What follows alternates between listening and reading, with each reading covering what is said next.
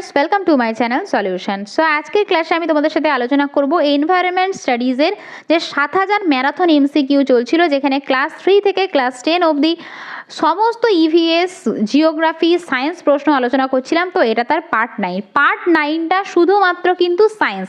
Part 9 এবং part 10 এই দুটো পার্ট তোমাদের শুধুমাত্র আমি সায়েন্স নিয়ে আলোচনা করব, যেখানে একদম ক্লাস 3 থেকে ক্লাস 10 অবধি সমস্ত বিজ্ঞানের প্রশ্ন আলোচনা করা হয়েছে। চলো তাহলে স্টার্ট করে দিই আজকে আমাদের ক্লাস।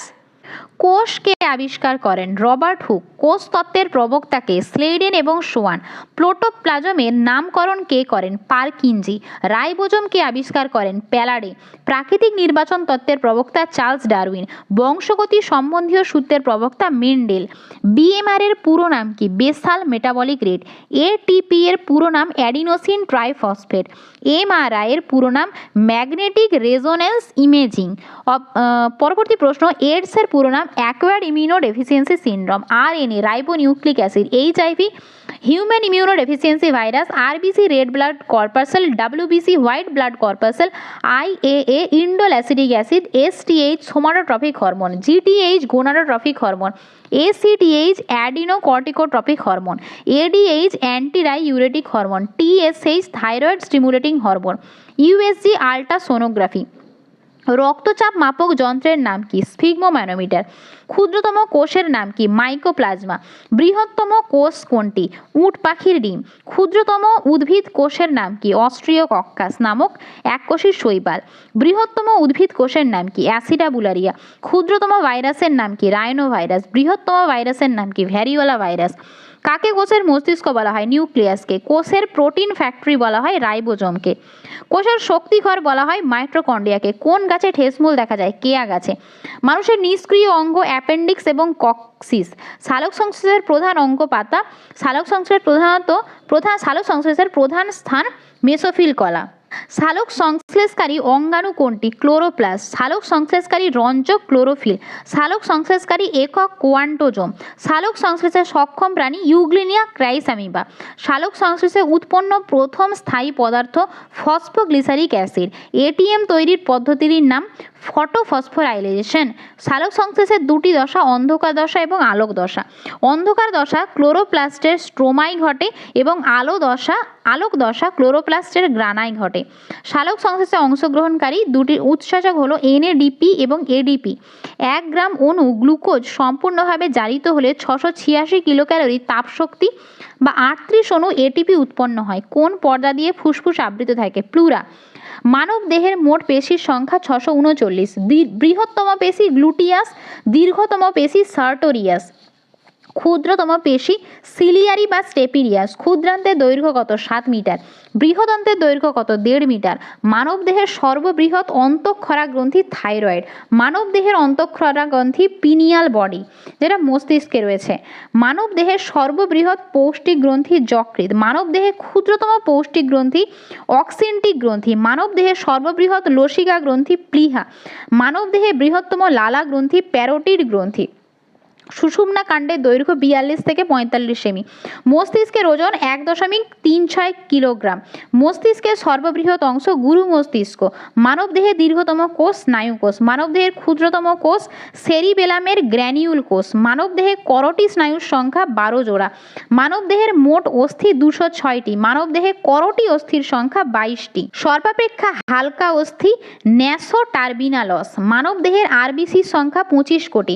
মানব দেহের ব্যস্ততম অঙ্গ হৃৎপিণ্ড। মানব শরীরে সবচেয়ে বড় অঙ্গ ত্বক। মানব দেহের সবচেয়ে গতিশীল পেশি জিহ্বা। মানব দেহের দীর্ঘতম অস্থি ফিমার। মানব দেহের ক্ষুদ্রতম অস্থি স্টেপিস। মানব দেহের সর্বাপেক্ষা কঠিন অস্থি ম্যান্ডিবল। মানব দেহের সর্বাপেক্ষা হালকা অস্থি ন্যাসোটারবিনালস। মানব শরীরের বিভিন্ন রোগ এবং রোগাক্রান্ত অংশ এখানে দেওয়া হলো। দেখো, গলগণ্ড কোথায় হয়? থাইরয়েড গ্রন্থিতে। জন্ডিস যকৃতে। ডিপথেরিয়া গলা। নেফ্রাইটিস বৃক্ক। কোলাইটিস বৃহদন্ত। ট্র্যাকোমা চক্ষু। নিউমোনিয়া ফুসফুস। পায়োরিয়া দাঁত ও মাড়ি।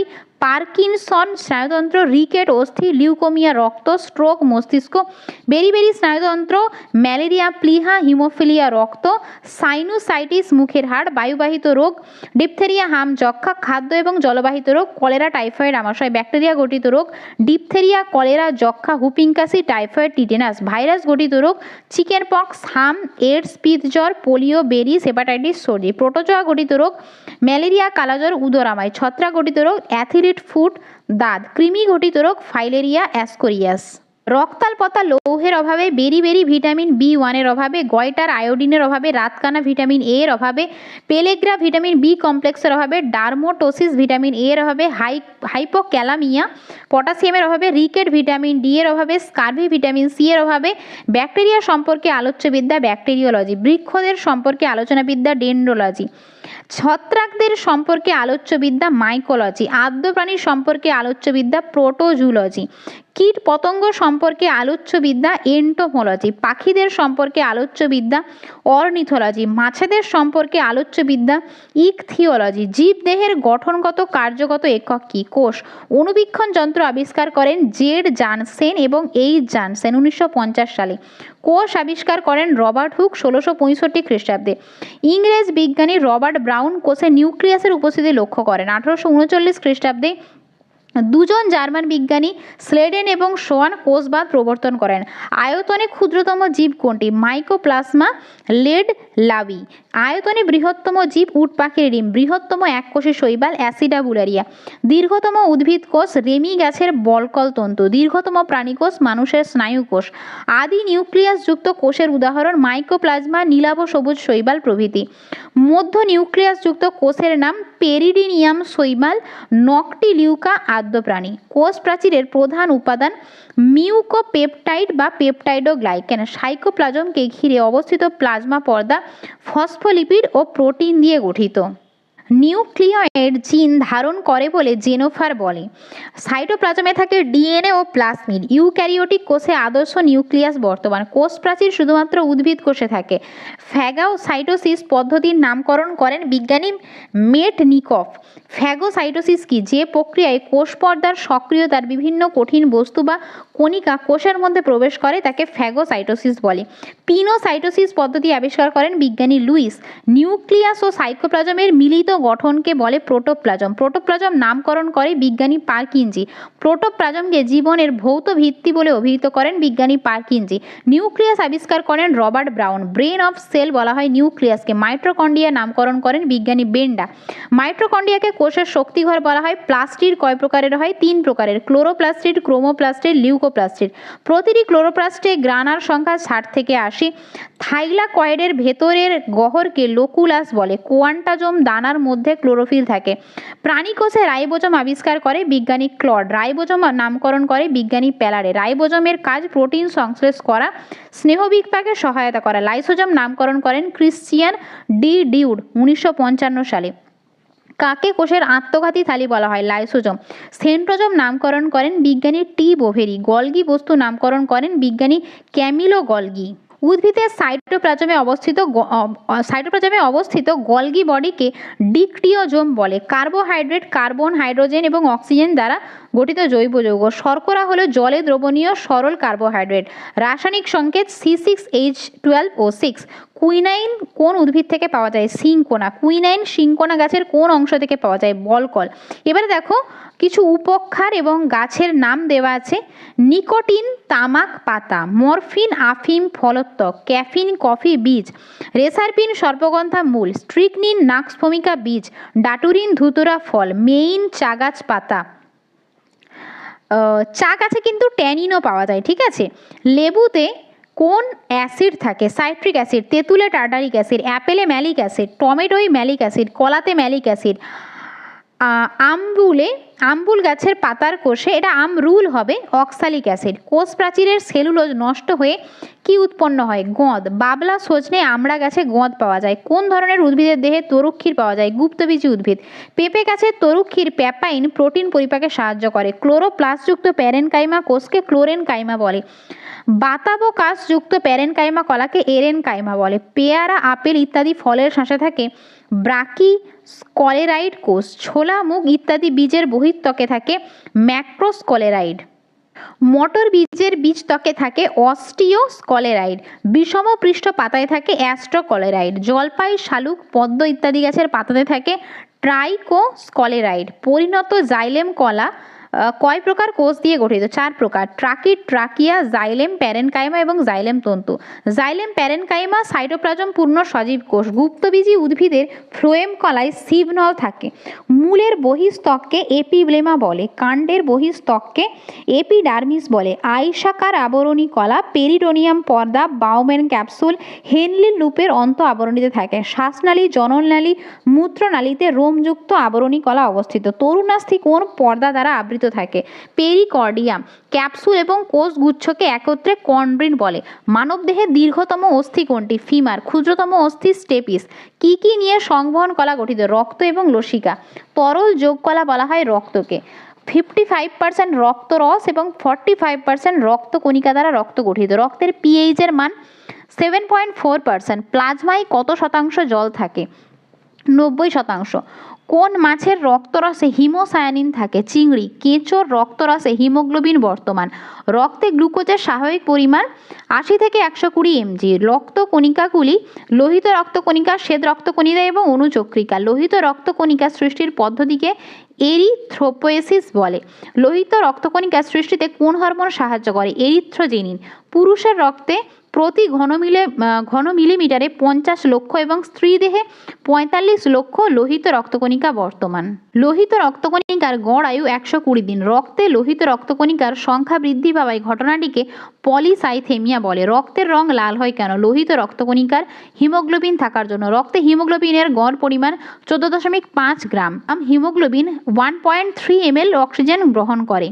কোন যন্ত্রে রক্তে লোহিত রক্তকণিকার সংখ্যা নির্ণয় করা হয়? হিমোসাইটোমিটার যন্ত্রে।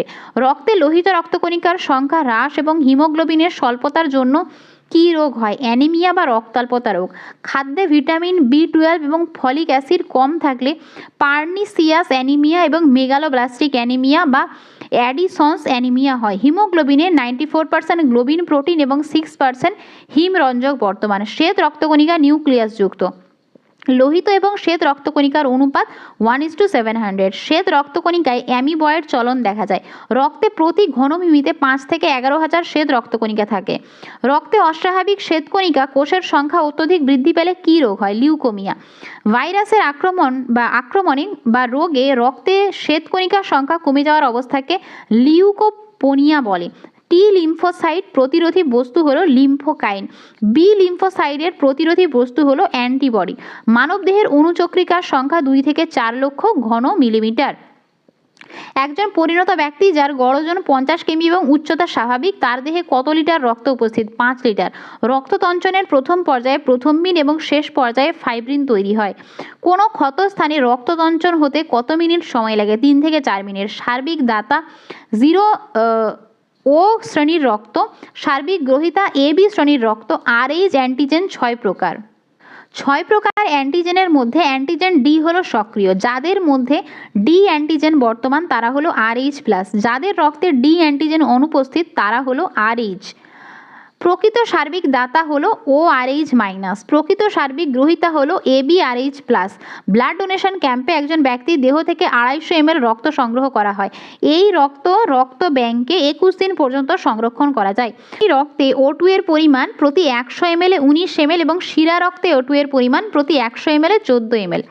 পেশিকলার সাইটোপ্লাজমকে সার্কোপ্লাজম বলে। মায়োফাইব্রিল কি? প্রতিটি পেশিকোষের সার্কোপ্লাজমে অসংখ্য সমান্তরাল প্রোটিন তন্তু অবস্থিত, তাদের মায়োফাইব্রিল বলে।